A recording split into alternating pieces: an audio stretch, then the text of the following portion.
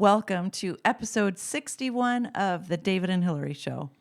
Today's episode is going to be kind of a potpourri. We're going to talk about dinosaurs, we're going to talk about spring, we're going to talk about Bible verses, and even a hymn.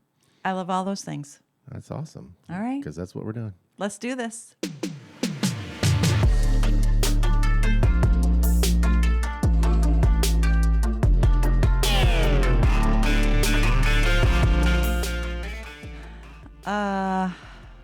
One of these things is not like the other. What's happening here? What do you mean? We have mugs for the David and Hillary Show, and you seem to have bailed on the mug. Well, it's less about bailing with the other mug and embracing my Dino Trek all-day refill cup. Yeah, only $49.95. It was not a penny over $44.95, and you know it. Oh my goodness! But free refills. Free refills all day, and it wasn't that much, but it was dumb expensive. But it was so fun, and we did go to the zoo, and we did go to the Dino Trek. Yeah. And so that's going to be our show and tell today, right? Yeah, the dinosaurs. So the Nashville Zoo, I can't remember if we've talked about it specifically in this regard on the podcast before or not. We did about a year ago, or maybe a little more. We covered our trip to Zoolumination, which was really fun, Right. which was in the evening, and there were all kinds of. It was kind of like an Asian theme, lanterns and different things like that were all lit up throughout the zoo, and it's just kind of amazing to me that. I don't know who they partner with that brings these exhibits in. Zoolumination was kind of all throughout the zoo. This was one special part of the zoo that they have kind of set up aside. It's a trail through the woods. And for Zoolumination, they had special things there too, but also all throughout the zoo.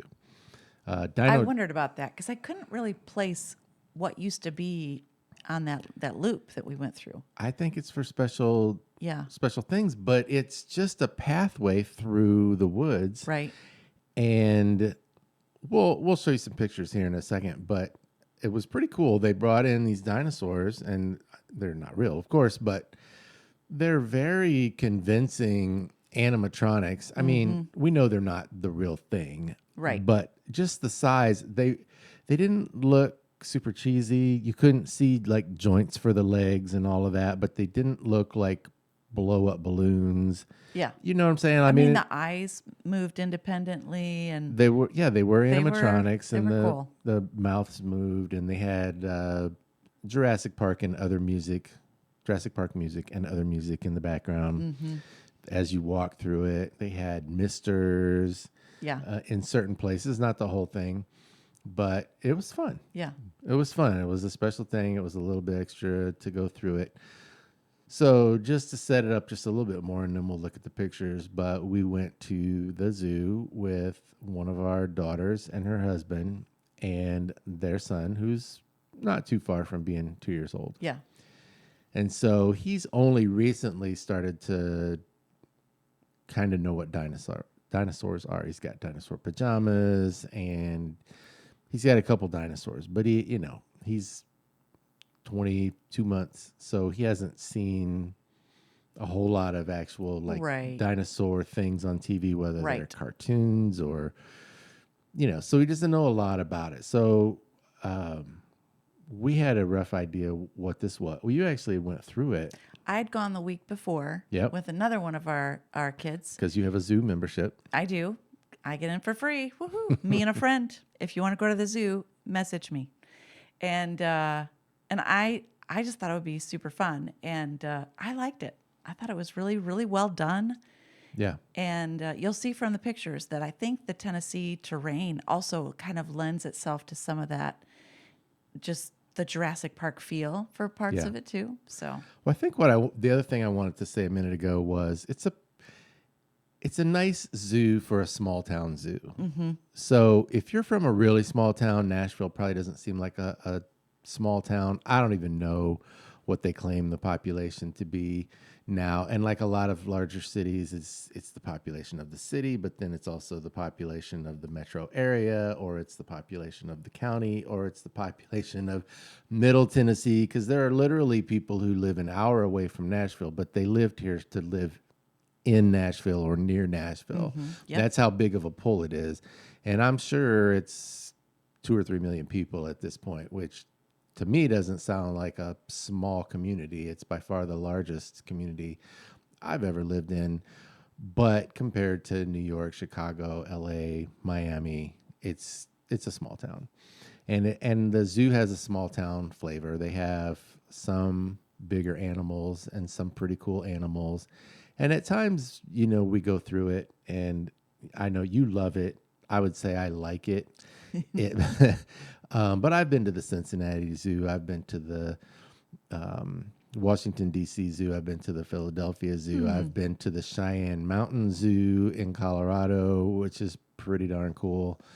And I've been to that one. when I come back to Nashville and go to the zoo, I'm like, okay, small town zoo. It's fine. There's I feel like animals. there's some zoos that I'm missing out on. Well, these all happened This is what we're learning today. way before I met you. Okay, well, zoo trip. But I do feel like for a small town zoo, they work really hard to I make do it too. nice, and they bring in the extra things like the Zoolumination and Yep. the Dino Trek. I do too. And so, if you have a membership, it makes it pretty affordable to go out there multiple times a year, and it's a good small town zoo, and it's a lot of fun.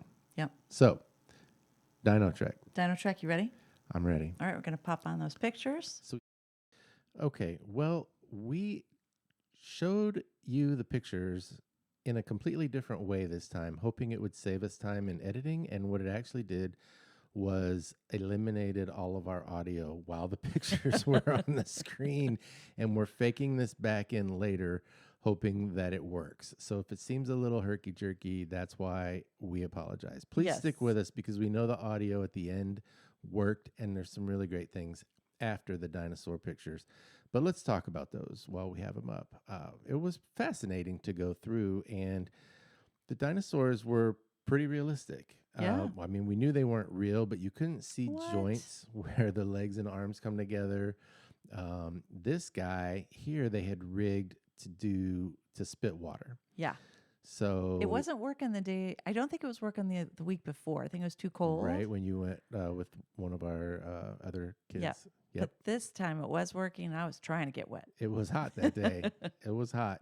So this dinosaur spit. So they would move, the arms would move, the mouths would move, and then they had sound systems that would pipe in dinosaur grunts and growls and screams or whatever you Yeah. want to call the more scary things.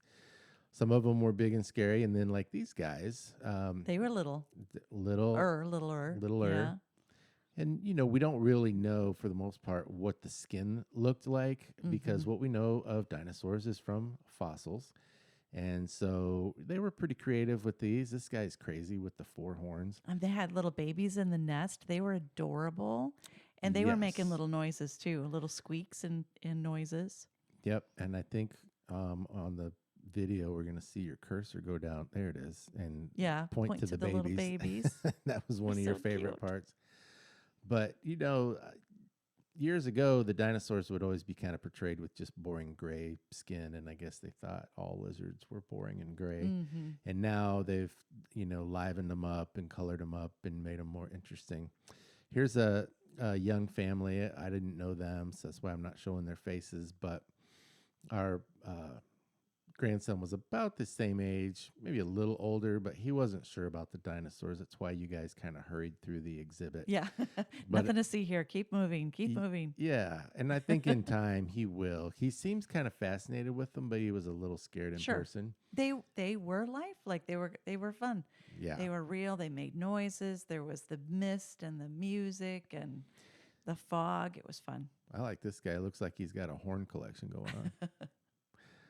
Here again with all the different colors and the squiggly lines and stuff. I mean, that all would just be pigment in the skin if it was real, and we have no way of knowing that. But it is fun. It's interesting to look at. I didn't record. I didn't take pictures or video anything of the placards, so I don't know a lot of the names. I don't have them memorized, and as we mentioned, a lot of them were pretty similar. Right. This Well, is a and T-Rex though, okay. and I think they tried to make these life size. The scale doesn't really show up in this photo very well. There's some people in the very back, kind of under his tail, Yeah. but they're far away, so it's hard to get the scale. This guy's like 40 feet long. He was He's very impressive. huge. Yeah. And I don't care that you didn't take pictures of the placards because a lot of those they're kind of made up, you know? Well, they're at very best, they're educated guesses, but a Yeah. lot of the dating methods that they claim to be scientific are objectively not accurate. And I mean, how do we know? How do we know? How can we prove it? But Yeah. we've talked about this before on the podcast. There's Oh, that just one's got the mist. That one's super cool. the mist and the family. This was a brontosaurus, maybe. It was really big. It's also really super impressive. How did they even get these in? Right? Like this one has some open space around it, but some of these are kind of in just little niche things in the forest. Mm-hmm. And I don't even know how they got these big dinosaurs in there. I'm curious about that. But it was, anyway, we love dinosaurs. We think they're cool. We don't know for sure exactly how long ago they lived, but we think it fits more the biblical time frame and the biblical story, but they're fun to look at and fun to go through exhibits and talk Yeah. about. If you get a chance, I'd go again. If something like this comes to a zoo near you, you should check it out. And Yeah. we're going to get back to our other podcast audio. You can just see the head there. Yeah. So That's fun. that was Dino Trek 2026 at the Nashville Zoo. They had, and did you talk about like the moss they had hanging over you? And I don't know, No. they had string up there or something, and they had just moss hanging. Well, they were supposed to be vines with moss hanging Yeah. off the vines. Yeah. And there was one Trying to one make it picture. I went through kind of fast with our kids because I was trying to keep up with them. But I had asked you to go back and get the pictures. But there was one scene that was like the littlest dinosaurs that they were kind of all throughout the woods. Did you see that one? I did. It was hard to get a good picture of. Yeah, But I could see But they that. were like They the were- size of a chihuahua, but with a long tail or something. They were small. And probably 8 of them, 12 of them that they Something had like that. scattered. But I loved that the natural Tennessee terrain with all that shelf rock and the moss and the hillside, it looked authentic. I thought, if you lived in Kansas and like everything was super flat, it just wouldn't be as believable. To Wouldn't me, be as interesting. the terrain made it more Yeah. like authentic, I think. So Yeah. that's all. One thing I did see while we were there, and I thought this was really cool, there was a young man walking through, and I just happened to catch his shirt. Sorry, it's making me sneeze again. His shirt said, "Worship the Creator, not the creation." And, shout out to him for the shirt. I really liked it. I'm glad when people wear stuff like that. Mm-hmm. I don't know if they ever get, maybe they get negative comments also, but a lot of times I'll tell people, "Oh, I like your shirt," just Yeah. to encourage them to wear it again. Yeah. But I thought, what a great place to wear that at the zoo, where people might be tempted, and even with dinosaurs, to worship the creation rather than the creator. So Right. I'm going to have to get me a shirt that says that. So You should. I'm going to yeah. take a drink from my Dino Trek cup. Oh, showing off. Are you showing off on your all-day refill? The funny thing is, I don't think you got a refill. Well, And that's okay. No judgment. that's a whole nother story, Yeah. but I did get a souvenir, and now I'm making use of it by showing it to everyone That's on the right. podcast. I like it. Well, you know what else I like? Spring. I love spring. Since our last Yeah. episode, we changed over to spring. I believe it was March 20th, officially at 10:46 a.m. Yep. It's crazy that it's that specific. But spring, also known as the vernal equinox. No, not known as that. Yeah. Didn't you learn that in school? No. Bigger, No. bigger school. We're just like, springtime, change your clocks. That is not how they talk in Corona, Michigan. So yeah, vernal refers to spring, and equinox refers to equal amounts of daylight and darkness. Yeah, that is really cool. And so there's also an autumnal equinox in the fall. It's the same. Yeah. That always makes me think of Mr. Tumnus from from the Chronicles of Narnia.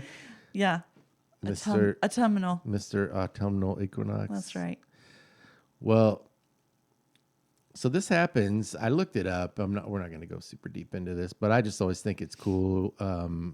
The sun and the planets and how all these things work, all these things that God created, always kind of makes me sit up and take notice. The moment the sun crosses directly over the Earth's equator results in nearly equal 12-hour day and night spaces. And it happens worldwide, which I didn't realize. I did not realize that either. I suppose it would need to do that. So Yeah. in the northern hemisphere, once we have spring, the days get longer and longer and longer until we get the first day of summer, and then they start getting shorter and shorter and shorter. And then we have the autumnal equinox where it's like 12 and 12 again, or really close.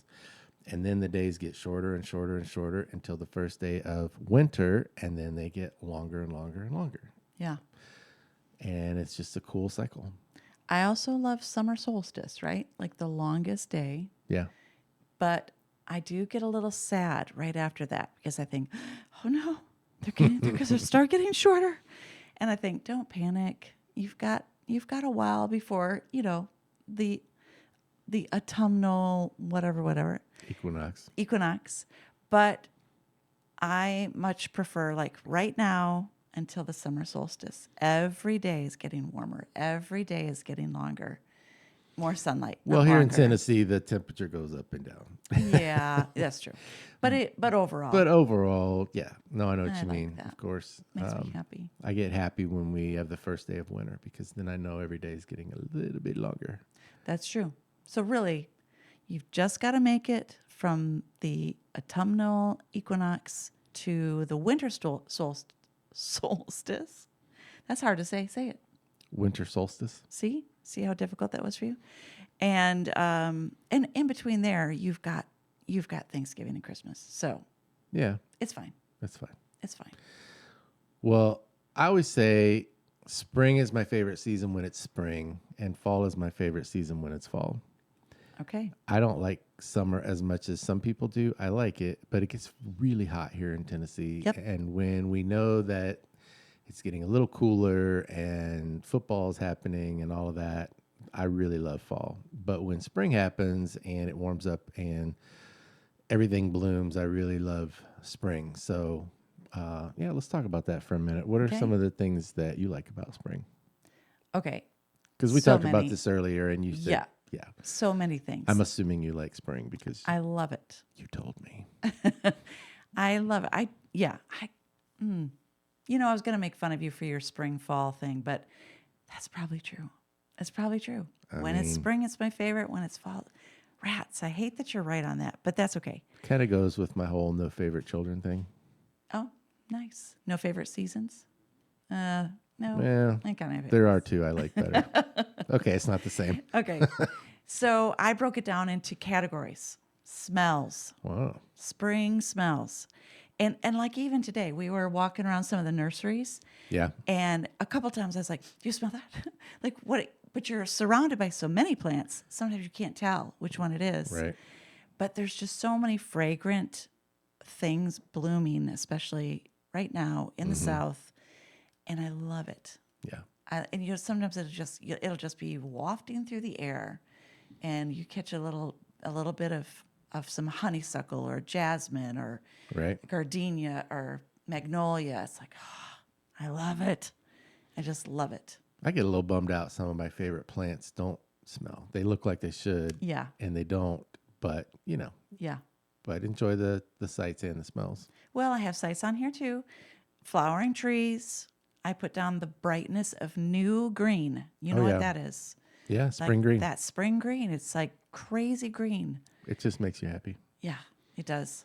It does. Well, the fact that things are greening up and we're going away from sticks and twigs to green in and of itself is good, but then that spring green too, Yeah.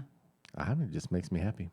I like when you walk outside and someone is cutting the grass and you smell that cut grass. And then here, we have a ton of Wild onions. that was the word I was trying to think of, wild onions. And so when you run the mower over them, they smell so good. I love it. I love that smell. It just makes me happy. That's funny. What What? else? What else do you like? I just, we were talking about the seasons and the short days and it's winter's cold and everything. But when you feel like you're really getting spring, when you do seem like you were getting more sunshine, it's a little warmer, things are blooming. I just feel kind of infused with hope. And I feel like it Nice. happens throughout the community. Maybe even more here than further north. I know spring comes a little bit later up there, but people just seem to be happier. Yes. And whatever's going on, we're not going to get into this on this episode, but whatever's going on with the world, politics, economy, whatever, when it warms up and things start to bloom, people are outside more. People get out their classic cars. I mean, there's just more hope. I think people spend more money. It's a big time for us because people want spring cleanups. They want their ponds cleaned, and that all Sure. makes sense. It's kind of not exactly the same thing. But I just think the economy in general, around here anyway, winter's kind of about survival. Yes. Even if it's Yep. not literally about survival for us in Yep. the 21st century, but it's it's dark. just like we just have to get through Yep. winter. It's cold. It's dark. cold, it's dark, it's depressing, it rains too much or it snows too much or whatever. And then spring is time to thrive. It is hard to be sad when the sun is out. Yeah. And so beautiful. When we moved here 20 some years ago, I was struck by how cheerful people were. And maybe it's the Bible Belt, maybe it has something, but even people that are not believers, they just seem happier in the nice weather. Yeah. There's really something to that. When you're the further north you are, you're fighting all that darkness. Right. And it's exhausting to stay in a good mood when your surroundings are difficult. It's harder. It is harder. But I would say you go too far south and you're just fighting the heat. Yeah. That's hard too. And that's subjective. I've learned some people don't mind the cold. Some people don't mind the heat. Exactly. Yep. I have a friend who talks about how she's not really even happy until it gets up to, like when I start getting uncomfortable because it's too hot, she's like, yeah, I'm finally happy. Yep. And I worked with a girl that she wasn't happy until it was cold because she really struggled with allergies. Okay. And when it was cold, then finally she could breathe again. Oh, yeah. So it's very subjective. But it is hard when the sun is shining. It's hard not to be happy. Yeah, I think that's true. I like the staggering of the blooms. We kind of start with tulips and daffodils, and then here come the trees and shrubs. Down here, we have everything from flowering quince to Yoshino cherries and Kwanzaa cherries. There's so many different kinds of cherries. We were even a little bit surprised even today looking around the nurseries. We're Yep. like, what does this tag say? I don't even think I've heard of that cherry before. And, Always something new. Plum cherries and, some things like the Japanese maples. Some of them come out with really burgundy leaves, which are really pretty. And it's just the staggered things that kind of come and go. And you're like, oh, it's sad to see that go already. But, oh, wait, now this other thing is blooming. Yep. Just when you think, like you said, you're sad that something is done blooming, you're like, oh, there's another one. Oh, the rhododendrons are blooming. Yep. I don't know if we said the sounds of spring. Oh, sure. we live in an area where people around us have some farm animals. So even today, I went outside and the donkeys were braying.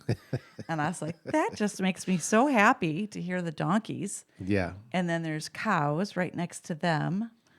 Sometimes we'll hear the cows mooing. I even love the lawnmowers. I love when I hear people just out in their lawn, mowing their grass. And like, just a fun summer sound. Yeah. Yeah. It's good. Chickens clucking. We don't have chickens. None of our close neighbors have chickens. No, but when we take the walk, we hear the roosters. Oh, that's right. Yeah. When we walk around the neighborhood, there's Yeah. somebody a couple streets over that has them. Well, and that's the other thing too, is when it's spring, it feels like everybody comes out of their house. They start taking walks, Yeah. stop and talk to a neighbor. That's that makes me happy too. Yeah. Yep. Well, we did want to talk about spring, and I guess we did that. So, what was our next thing on our potpourri list? I know I was going to go back and look. Spring, dinosaurs, Bible verses. Oh, Yeah. I think this was your category. Yeah. Well, and I'm going to read a psalm. It's got a few verses here. The reason I wanted to read this was because 2 or 3 times from different sources, I've been hearing people talk about just filling yourself with the word. And in fact, I was thinking of the psalm that says, I have hidden your word in my heart that I might not sin against you. Yeah. And also, someone else was sharing with us that they were trying to overcome an addiction. And we asked them, like, how did you do that? That is so amazing. And they said, I had to just keep filling myself with God's word. Yeah. And when I felt myself getting drawn back to that thing, I would just consume even more of God's word. And I thought, you know what? That's no joke. Right. That is no joke when God says, that we should hide his word in our heart. He's not kidding. Yeah. And I've been reading in the Psalms in the morning, and I was just struck again with how the Psalms are so beautiful and so real with emotion, whether you're having happy emotions, sad emotions, angry, they're all in there. Yeah. And so I was just going to read also with creation at the end of this psalm, you're going to notice it talks about God as creator and some of the things that he does. And so this is Psalm 65. It's a psalm of David. It's a song. And it says, praise awaits you, our God, in Zion. To you, our vows will be fulfilled. You who answer prayer, to you, all people will come. When we were overwhelmed by sins, you forgave our transgressions. Blessed are those you choose and bring near to live in your courts. We are filled with the good things of your house, of your holy temple. You answer us with awesome and righteous deeds, God our Savior, the hope of all the ends of the earth and of the farthest seas, who formed the mountains by your power, having armed yourself with strength, who stilled the roaring of the seas, the roaring of their waves, and the turmoil of the nations. The whole earth is filled with awe at your wonders. Where morning dawns, where evening fades, you call forth songs of joy. You care for the land and water it. You enrich it abundantly. The streams of God are filled with water to provide the people with grain, for so you have ordained it. You drench its furrows and level its ridges. You soften it with showers and bless its crops. You crown the year with your bounty, and your carts overflow with abundance. The grasslands of the wilderness overflow. The hills are clothed with gladness. The meadows are covered with flocks, and the valleys are mantled with grain. They shout for joy and sing. And I just love that. Yeah. I encourage you today, just pick a psalm, pick a couple, read through it, and really think about just all the beautiful things that the Lord has done for us, will do for us, and just it's comforting to me. Yeah, It fills me up. that's awesome. Well, excuse me. Oh, do you need a drink out of your dino? I did. I Is had it all had gone? multiple drinks. You could share mine. Well, I'm good. Okay. Thank you. Well, we're going to end in a way that we've never ended before. We did many episodes ago. We had played a recording of when our family was together and sang the doxology, Yes. but we've never sung live. And this is a hymn that we both like. It's Yes. public domain, so we can sing it on here. We don't owe anybody any money. But yeah, we decided that we wanted to do that. So this is part of your potpourri. You That's get right. dinosaurs, spring. We've done a psalm from the Bible, and this is a hymn. And I like that Psalm 65 ended with the meadows and the valleys shouting for joy and singing. I thought, well, we can't let them outdo us. All right, well, let's ready? give this a try. Okay.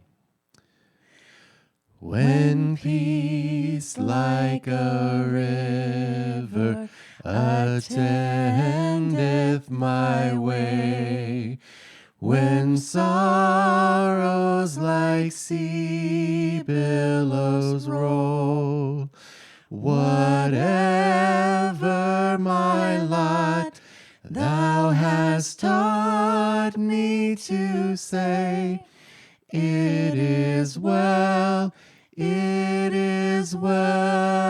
with my soul.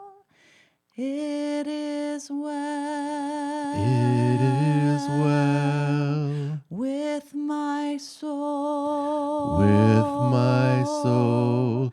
It is well. It is well with my soul. And Lord, haste the day when my faith shall be sight. The clouds be rolled back as a scroll. The trump shall resound, and the Lord shall descend. Even so, it is well with my soul. It is well. It is well with my soul. with my soul. It is well. It is well with my soul. We hope you have a peaceful week. Thank you for joining us. See ya.